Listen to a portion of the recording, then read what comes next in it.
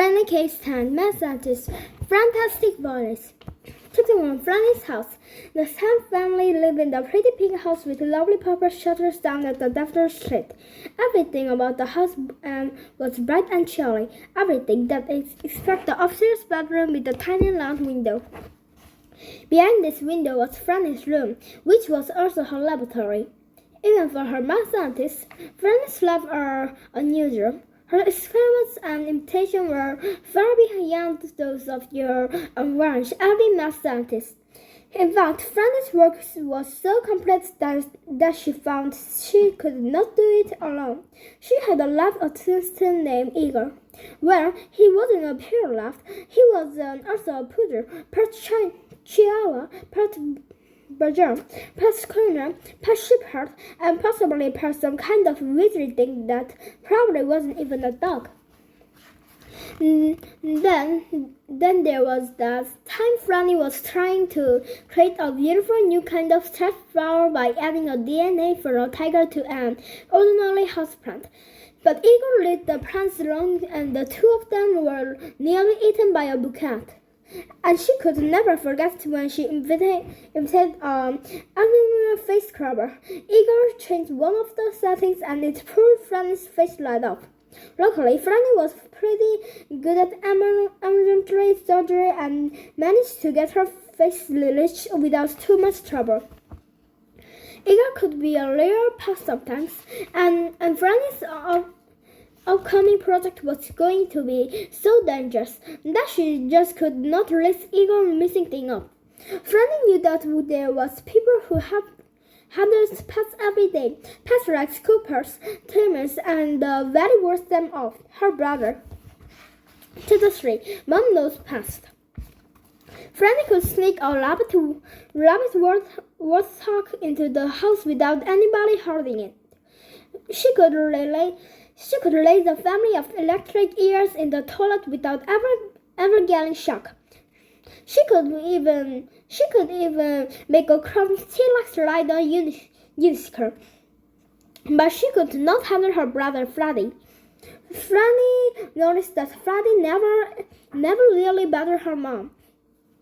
She could cook and lead and change the oil on the car, and Freddy never seemed to be in her way.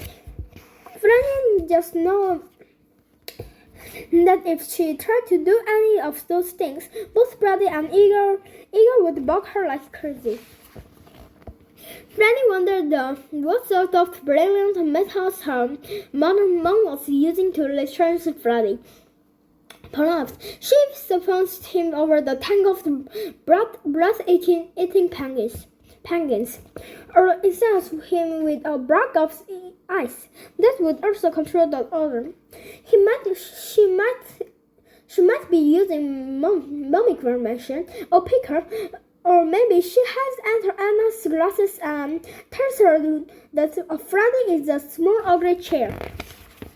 But Franny's mom had to use an even simpler, more extensive, and more descriptive licensing device than Franny could ever have imagined, which is just a press a button. This girl just kept Franny totally out of her way while she worked.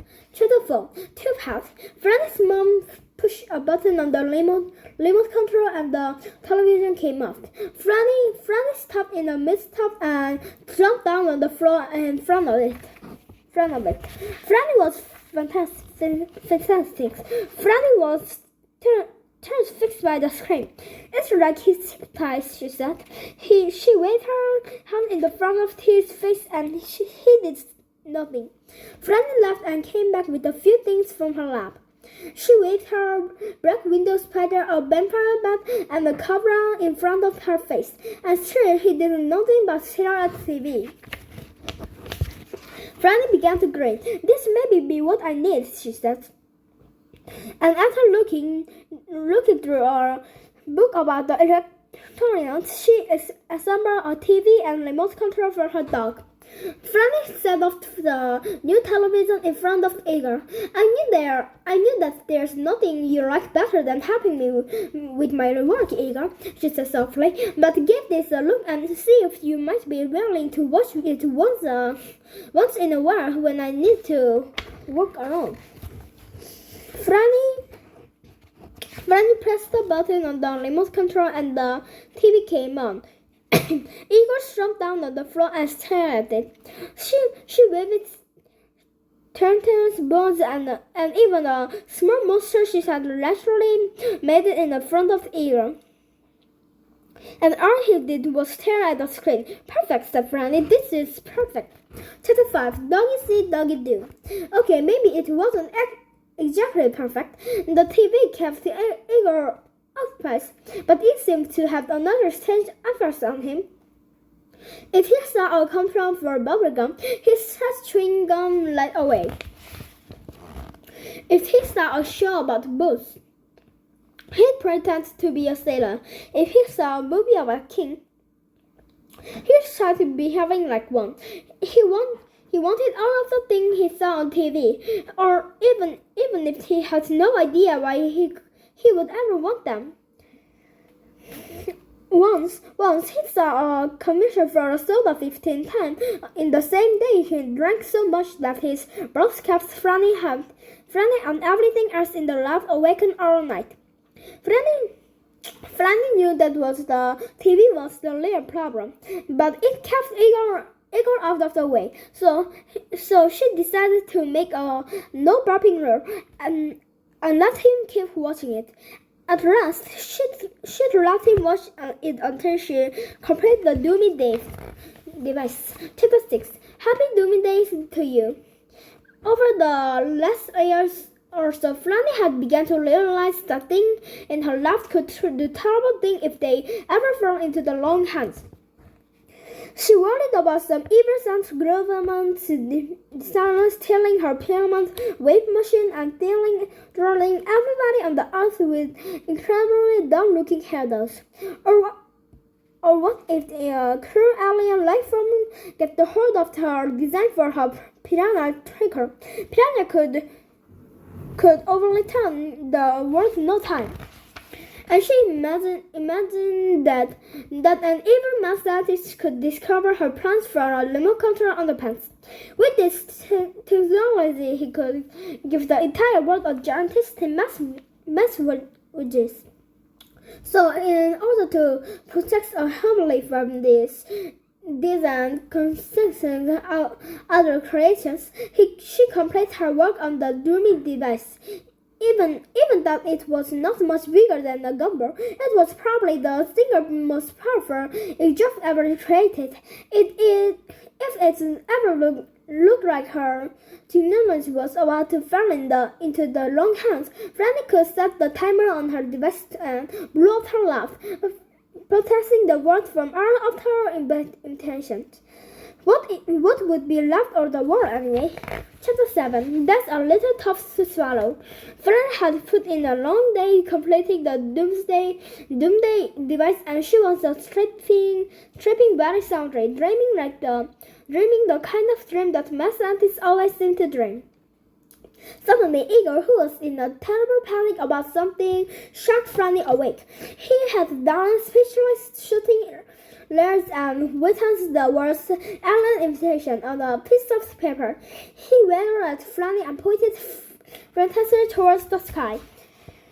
Franny stood gaily, starting to her feet and slumped to the special safe where she kept the Doomsday device. It's a good thing I completed in the time, she said.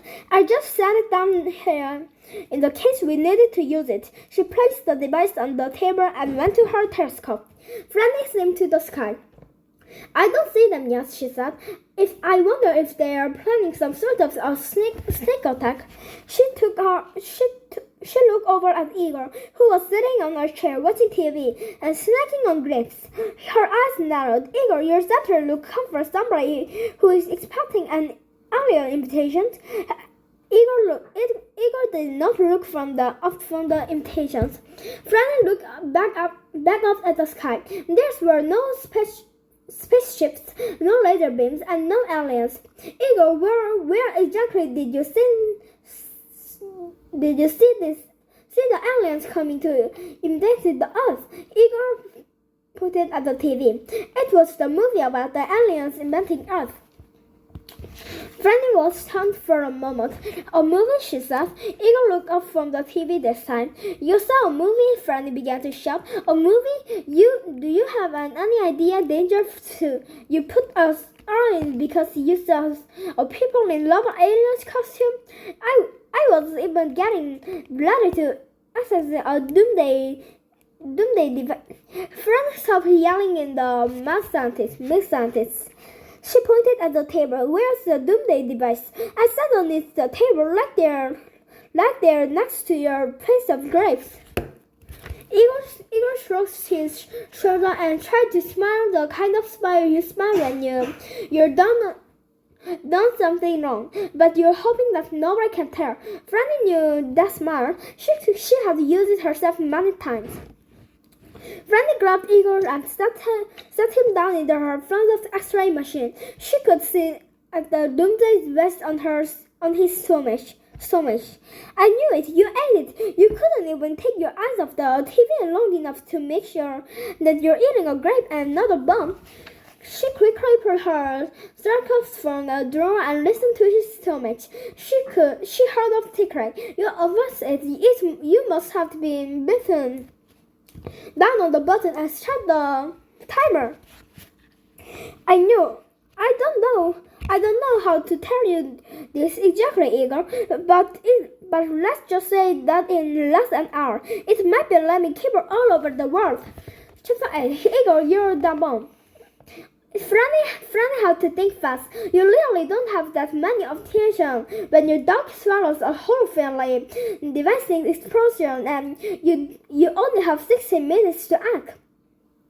Literally, anybody who's been that situation, they're tell about the same thing. Franny made some notes concerning the various churches. I could put Igor in a rocket and shoot him to the moon, but the blast would destroy the moon.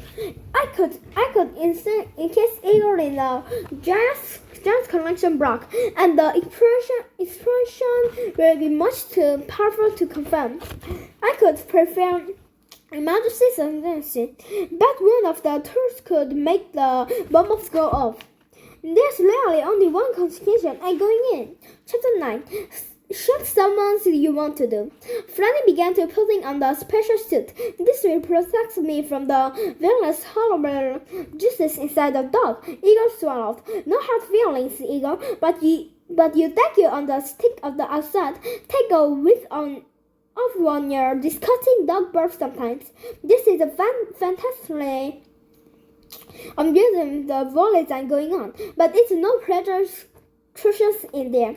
Igor smelled his own breath. He had to agree with Franny. He was probably in worse than the inside. Here's my plan. First, I use my laser to miniature myself. Then I want you to carefully sniff me right off your nose. Igor pointed to his mouth. No, not your mouth. I'm going to through your nose. I can't trust those teeth of yours. You could actually bite me in half. Franny pointed at the chest of Igor's body. Once inside your nose, I make my way down your throat to your stomach. Igor handed to her a flashlight. Good thinking, Igor, but my suit is glowing in the dark, and that will light my way. When I get to your stomach, I will find the device, open it up, and direct it. This screwdriver all I need. Now that's done. Now about getting back out, Franny began. Igor looked a little nervous. After I found the device and the device I'll call you in this walkie-talkie. Then you just just lie down your stomach and then we'll make it easy for me to load the bites out the big bowl. I just walk down back at your nose. Eagle nodded in agreement. Then I lift a tranquilizer with this remote control. It rushes to my normal size and everything will be back just fine. I'll also be able to watch you on the little screen on my wrist, just to make sure you're okay throughout the process. You can even sit here and watch your dumb TV while you wait. Eagle cracked his rear paws together. Fanny clicked her watch. There were less than 45 minutes left. Everything seems to be over, she said. What could go wrong? The end.